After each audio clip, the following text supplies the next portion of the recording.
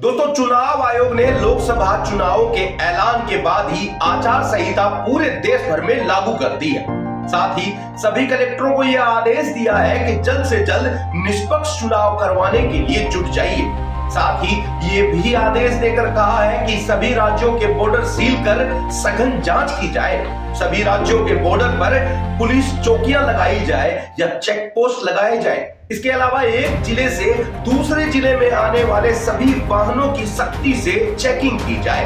यही नहीं, शहर में सभी bus stand, railway station, hotel और धर्मशालाओं के अंदर आने वाले सभी यात्रियों का ब्यौरा इकट्ठा किया जाए और शहर में जिन लोगों के पास लाइसेंस वाले हथियार है, उन हथियारों को भी जल्द से जल्द थानों में जमा कर लिए जाए। दोस्तों, आप तो जानते ही हैं कि हमारे देश में लोकसभा चुनाव होने वाले हैं और जब भी चुनाव होते हैं तो आचार संहिता लग जाती है। दोस्तों, आज आपको बताएंगे कि क्या होती है ये आचार संहिता और इसका क्या पड़ेगा प्रभाव आप पर।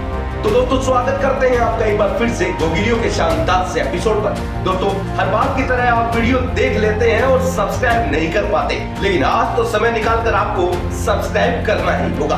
तो चलिए शुरू करते हैं। दोस्तों, आप भली भांति जानते हैं कि हमारे देश में चुनाव कराने की जिम्मेदारी चुनाव आयोग के पास है और जब कभी भी जहां कहीं भी चुनाव होते हैं तो ये जो सारा सरकारी तंत्र है, ये चुनाव आयोग के इशारों पर काम करने लगता है। और जब भी जहां भी चुनाव होते हैं तो वहां पर मॉडल कोड ऑफ कंडक्ट यानी कि आदर्श आचार संहिता लागू कर दी जाती है। दोस्तों, वैसे तो चुनाव में लागू होने वाली इस आचार संहिता का निर्माण सभी राजनीतिक दलों ने मिलकर किया है ताकि ऐसे नियमों से निष्पक्ष चुनाव किए जा सके। और वैसे भी आचार संहिता के ज्यादातर नियम तो राजनीतिक पार्टियों और उम्मीदवारों के लिए ही होते हैं, लेकिन फिर भी इसका असर भारत के आम नागरिक पर तो पड़ता ही है। दोस्तों, आपने देखा होगा कि जब कभी भी आचार संहिता लागू होती है उस समय सरकार के द्वारा लगाए गए सभी पोस्टर को वहां से हटा लिया जाता है ताकि सरकारी योजनाओं के बारे में लुभाकर इसका प्रचार प्रसार न किया जा सके। क्या आपको पता है कि आचार संहिता लगने के बाद आपके शहर के पार्षद, विधायक और मंत्री की ताकत पूरी तरह से खत्म हो जाती है?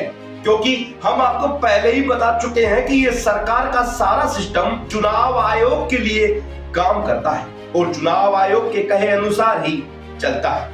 आचार संहिता लगने के बाद कोई भी मंत्री सरकारी सुविधाओं का इस्तेमाल अपने प्रचार प्रसार के लिए नहीं कर सकता। इसके अलावा किसी भी सरकारी निर्माण का शिलान्यास नहीं कर सकता और सरकारी योजनाओं का ऐलान कर खुद के लिए फायदा नहीं बटोर सकता।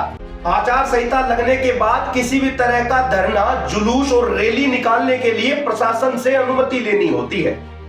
इस समय सभी सरकारी कर्मचारी और अधिकारियों की ड्यूटी भी चुनाव आयोग ही तय करता है। इसके अलावा चुनाव का ऐलान होते ही चुनाव में उतरने वाले प्रत्याशियों या उम्मीदवारों के लिए कितना पैसा खर्च करना है इसकी भी सीमा तय कर देता है।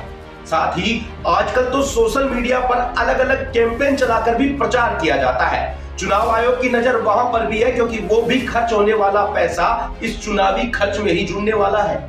इसके अलावा आचार संहिता में यह भी नियम है कि चुनावों के दौरान किसी भी मंदिर, मस्जिद जैसी किसी भी धार्मिक जगह का इस्तेमाल चुनावों के प्रचार के लिए नहीं किया जा सकता। चुनाव प्रचार के दौरान किसी भी समाज या जाति के नाम पर वोट नहीं मांगे जा सकते।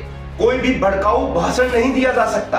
किसी भी तरह का उल्लंघन पाए जाने पर या शिकायत मिलने पर चुनाव आयोग उस उम्मीदवार के 3 साल की वैधता ही खत्म कर सकता है या फिर उसके चुनावों पर ही रोक लगा सकता है।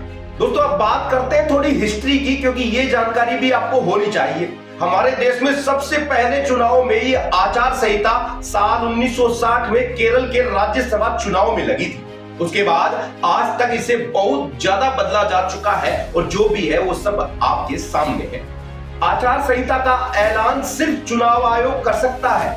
राज्यसभा के चुनावों के वक्त राज्य में और लोकसभा के चुनावों के वक्त पूरे देश में ये आचार संहिता लगाई जाती है। दोस्तों, अगर आपकी जानकारी किसी पार्षद, विधायक या मंत्री से है और चुनाव आयोग की ये आचार संहिता लग चुकी है तो आपको ये मंत्री, विधायक और पार्षद किसी भी तरह का सहयोग कर ही नहीं पाएंगे या फिर आपका फोन ही नहीं उठाएंगे। क्योंकि दोस्तों इस कंडीशन में ये कोई भी व्यक्ति किसी भी सरकारी कर्मचारी या अधिकारी को ऑर्डर नहीं दे सकता सिवाय चुनाव आयोग। तो दोस्तों ये है आचार संहिता की पावर। उम्मीद है आप सब कुछ समझ चुके होंगे, तो जल्दी से चैनल को सब्सक्राइब करें और फिर मिलेंगे एक नए वीडियो के साथ। आप देख रहे हैं गोगी लियो।